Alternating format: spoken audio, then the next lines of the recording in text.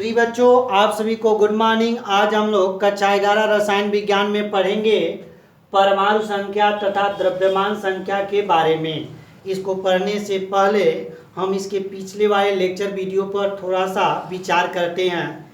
जैसा कि आप सभी जानते हैं, रदरफोर्ड ने बता दिया था, रदरफोर्ड ने अल्फा कणों के प्रक्रिया से ये सिद्ध कर दिया था कि परमाणु उदासीन कण होता है, परमाणु उदासीन है और यह एक गोलाकार भाग होता है।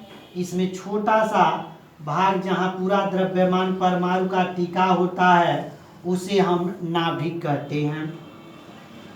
समझिएगा इस बात को। ये नाभिक हो गया। नाभिक के बाहर और परमाणु के अंदर ही कुछ वृत्ताकार पथ होते हैं जहाँ इलेक्ट्रॉन पाए जाते हैं। उसी को रदरफोर्ड ने कक्षा नाम दिया था, यानी ये हमारा कक्षा यानी सेल हो गया। इसमें इलेक्ट्रॉन पाए जाते हैं। नाभिक में हमेशा प्रोटॉन और एक उदासीन कण जिसे आप पढ़ चुके हैं न्यूट्रॉन पाया जाता है। तो ध्यान रखिएगा, न्यूट्रॉन हमेशा प्रोटॉन के साथ नाभिक में पाया जाता है, जबकि इलेक्ट्रॉन नाभिक के बाहर कक्षा में पाया जाता है। दूसरी चीज, प्रोटॉन और न्यूट्रॉन के दोनों के सामूहिक नाम को न्यूट्रॉन के नाम से यानी न्यूक्लियोस के नाम से जानते हैं।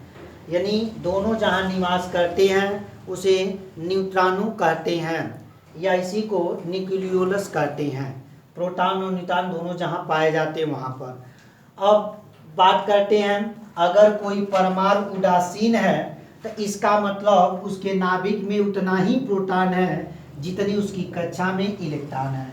अगर इलेक्ट्रॉन और प्रोटॉन दोनों बराबर हैं तो वह परमाणु उदासीन होगा, क्योंकि हम जानते हैं कि प्रोटॉन और न्यूट्रॉन का जो आवेश होता है बराबर होता है, लेकिन चिन्ह विपरीत होता है। प्रोटॉन प्लस चार्ज देता है तो इलेक्ट्रॉन माइनस चार्ज देता है। अगर 10 प्लस है तो 10 अगर माइनस होगा तो मिलकर के 0 हो जाएगा, यानी वह उदासीन होगा। अब आगे बात करते हैं, इसको समझिएगा। परमाणु संख्या किसे कहते हैं? सबसे पहले परमाणु संख्या को हम Z से प्रदर्शित करते हैं, कैपिटल Z से। ये हमारा परमाणु संख्या या एटॉमिक नंबर या परमाणु क्रमांक कहलाता है। ध्यान रखिएगा, परमाणु संख्या को Z से प्रदर्शित करते हैं, इसी को परमाणु क्रमांक या एटॉमिक नंबर कहते हैं। इसकी परिभाषा किसी नाभिक में उपस्थित कुल प्रोटॉनों की संख्या ही उसकी परमाणु संख्या या परमाणु क्रमांक या Z कहलाता है। मतलब किसी नाभिक में जितने प्रोटॉन होंगे कुल को काउंटिंग करिए, काउंटिंग करने के बाद जितने होंगे वही उस तत्व का, एलिमेंट का एटॉमिक नंबर या परमाणु संख्या या परमाणु क्रमांक कहलाएगा। जैसे बात करते हैं सोडियम के नाभिक में अगर 11 प्रोटॉन हैं तो इसका मतलब ये हुआ सोडियम का जो परमाणु क्रमांक होगा वह कितना होगा? 11 होगा। अगर हाइड्रोजन है, हाइड्रोजन के नाभिक में 1 प्रोटॉन है तो इसका मतलब हाइड्रोजन का परमाणु क्रमांक कितना होगा? 1 होगा। तो Z बराबर किसके बराबर होता है? P के बराबर होता है। जितने प्रोटॉन उतना ही परमाणु क्रमांक होगा। दूसरी चीज बात करते हैं, हमने अभी जस्ट बताया है अगर कोई परमाणु उदासीन है तो उतना ही प्रोटॉन उतना ही कक्षा में इलेक्ट्रॉन होंगे। तो अगर कोई परमाणु उदासीन है तो Z बराबर P बराबर हम लिख सकते हैं E, जहाँ E हमारा इलेक्ट्रॉनों की संख्या होगा। अब बात करते हैं, जैसे मान लीजिए हम यहाँ पर Na का परमाणु क्रमांक 11 है तो Z हमको पता चल गया 11 है।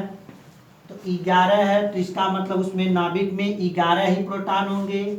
हमने 11 लिख दिया बराबर। अगर वह इस पे देखेंगे सबसे पहले कोई चार्ज नहीं है तो इसका मतलब इसमें इलेक्ट्रॉन भी बराबर है, किसके?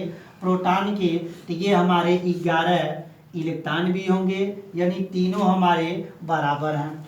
अब बात करते हैं इसी पे एक नेक्स्ट सवाल पे, अगर यही सोडियम पर प्लस चार्ज आ गया होता तो देखिए अब तो उदासीन नहीं है, अब ये आयन है।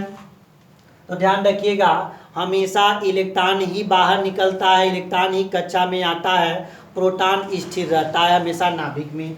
अब इस पे बात करेंगे तो यहाँ पे सोडियम का भी हमने लिखा था 11, तो 11 ही परमाणु क्रमांक होगा, तो इसके लिए 11 हो जाएगा। इसके नाभिक में 11 ही प्रोटॉन होंगे, हमने 11 लिख दिया, बराबर लगाएंगे। अब इलेक्ट्रॉन पूछ रहा है तो सबसे पहले हम देखेंगे, अगर यहाँ उदासीन था तो 11 था तो 11 लिख लेंगे, कितने प्लस चार्ज हैं उतना माइनस कर दीजिए, 1 है, 1 कम कर दीजिए, बराबर कितने हो गए 10। तो इसमें 10 इलेक्ट्रॉन है, 11 प्रोटॉन है, 11 परमाणु क्रमांक है। प्लस चार्ज आ गया, जितना प्लस चार्ज आएगा उसका उतना उदासीन से माइनस कर देंगे। अगर यहीं पर क्लोरीन आ गया होता, जैसे Cl माइनस आता, तो Cl माइनस के लिए 17 होता है, जेड लिख देंगे 17, बराबर प्रोटॉन भी 17 होंगे। अब इलेक्ट्रॉन भी 17 होते, लेकिन कब, जब उदासीन होता तब माइनस आ गया है, तो 17 में हम 1 जोड़ देंगे, बराबर 18 इलेक्ट्रॉन, यानी इलेक्ट्रॉन हमारे 18 होंगे, प्रोटॉन हमारे 17 होंगे और जिद भी हमारा 17 होगा। इस तरह से ये हम कोई भी सवाल इस पे लगा सकते हैं। अब बात करते हैं अगले टॉपिक, परमाणु संख्या या द्रव्यमान संख्या, या हम बात करते हैं एटॉमिक नंबर। ये हमारा हो गया एटॉमिक वेट की बात करते हैं, जिसे परमाणु भार करते हैं। सबसे पहले ध्यान रखिए, परमाणु भार को हम कैपिटल ए से प्रदर्शित करते हैं। इसकी परिभाषा होगी, किसी नाभिक में उपस्थित कुल प्रोटॉन और न्यूट्रॉनों की संख्या का योग उसका परमाणु भार कहलाता है। एक बार और समझिएगा, नाभिक में देखिए कितने प्रोटॉन और न्यूट्रॉन है, दोनों को जोड़ दीजिए, जोड़ने के बाद जो योग आएगा, योगफल आएगा, वही हमारा परमाणु भार कहलाएगा, या द्रव्यमान संख्या कहलाएगा, या एटॉमिक वेट कहलाएगा, या हमारा ए कहलाएगा। हमने फार्मूला पढ़ा है, प्रोटॉन को जोड़ना है और न्यूट्रॉन को जोड़ना है, तो ए बराबर हो गया P plus N, P means proton, N means neutron, दोनों को जोड़िए, यही हमारा परमाणु भार कहलाएगा, या इसी को द्रव्यमान संख्या कहते हैं। दूसरी चीज आपने पढ़ा है, हमेशा P जिद के बराबर होता है, तो ऊपर वाले को या करके लिख सकते हैं Z प्लस N, यानी परमाणु क्रमांक और न्यूट्रॉन को जोड़ देंगे तब भी हमारा ए पता चल जाएगा। अब आगे देख लीजिएगा, इस पे एक सवाल लगा करके हम आपको समझाते हैं।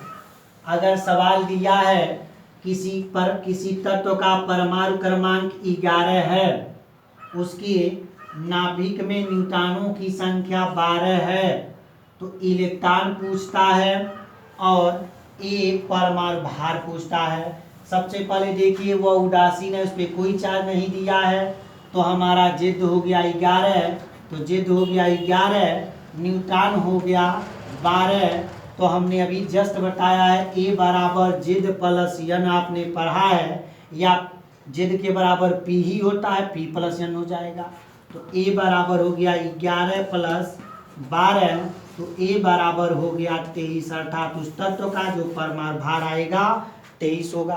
अब पूछा इलेक्ट्रॉन बताइए, आपने पढ़ा है जब परमाणु उदासीन होता है तो जितने प्रोटॉन होंगे उतना ही इलेक्ट्रॉन होगा, यहाँ तो प्रोटॉन कहीं है नहीं, तो आपने पढ़ा है जिद के बराबर P होता है, अगर उदासीन है तो E बराबर हो गया, तो 11 परमाणु क्रमांक, 11 प्रोटॉन और 11 इलेक्ट्रॉन होगा, तो यहाँ लिख सकते हैं 23 आंसर, यहाँ लिख सकते हैं 11। इस तरह से हमारा आंसर पूरा हुआ।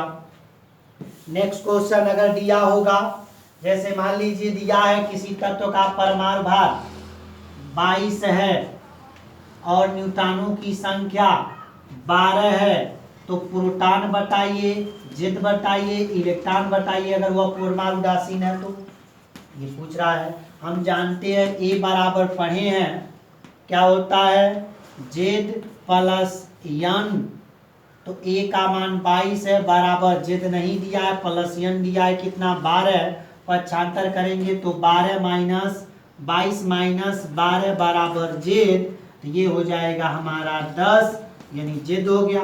आप पढ़े हैं अगर परमाणु उदासीन है तो 10 ही जिद होगा, तो P बराबर होगा EB बराबर होगा तो 10 10 10, ये 10 हो जाएंगे, ये भी 10 हो जाएगा, ये भी 10 हो जाएगा, ये भी 10 हो जाएगा। इस तरह से आप ये सवाल लगाएंगे। आज का हमारा वीडियो कंप्लीट हुआ। शेष हम नेक्स्ट वीडियो में बात करेंगे। तब तक के लिए धन्यवाद।